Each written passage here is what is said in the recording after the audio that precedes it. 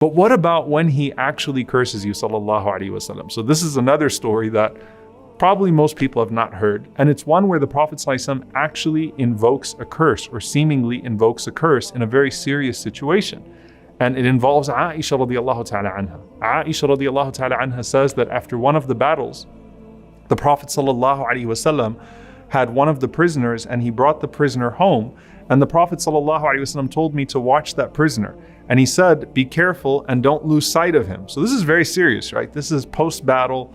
And you have the prisoners of war. People are very dangerous. It's in a war time. And Aisha radiallahu anha has been told, don't lose sight of this prisoner. The Prophet ﷺ leaves. Aisha radiallahu ta'ala anha says, some of my friends came over. And we started to talk. And as we were socializing, she said that I completely forgot about the prisoner.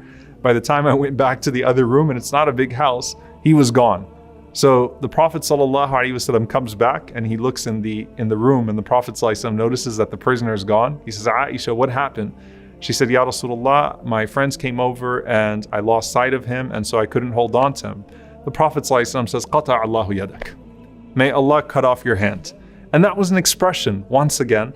And the Prophet ﷺ immediately leaves out of the house, going to look for the prisoner. Now this is a serious situation, right? This is a man that's on the loose that literally was just in battle with the Muslims and could do something.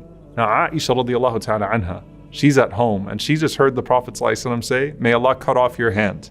And again, even though it's an expression, she knows her husband, she has witnessed his miracles sallallahu alaihi wasallam, so she is in complete fright that something bad is going to happen to her. So the Prophet ﷺ, he comes home and he sees Aisha radiallahu ta'ala anha in the living room, and she's looking at her hands. And she's turning her hands over and she's watching them. And as tuqallibu yadayha, the narration says she's looking at her hands and she's watching them, turning them over. The Prophet ﷺ says, what are you doing, ya Aisha?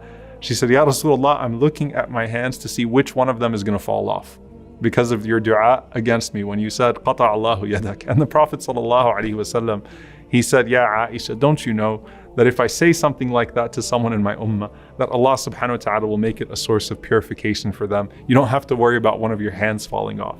And the Prophet ﷺ actually made dua. He said, Allahumma fa'ayyuma mu'minin sababtuhu faj'al dhalika lahu qurbatan ilayka yawm al-qiyamah. He said, oh Allah, if there is any mu'min, any believer that I curse in the midst of anger or in the midst of an expression, فَجْعَلْ ذَلِكَ لَهُ قُرْبَةً إِلَيْكَ يَوْمَ الْقِيَامَةِ. Make that a means of them coming close to you on the day of judgment. So even in the Prophet ﷺ's anger with you, if he used one of those expressions, even that was a mercy from the Prophet ﷺ.